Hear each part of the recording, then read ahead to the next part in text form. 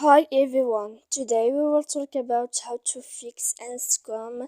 Sorry we couldn't complete your request. To know how to fix Instagram, sorry we couldn't complete your request. You should just go to settings like this, we will click. After that, in this page you will go to apps here like this. Default apps, app settings.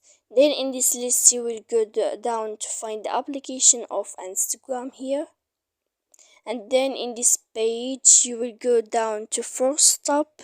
When you will end this, you will enter to storage, and then here you will find this page. You will click clear cache, then you will click clear data, and after all that you can update your application. So please don't forget to support us by like and subscribe. See you next time.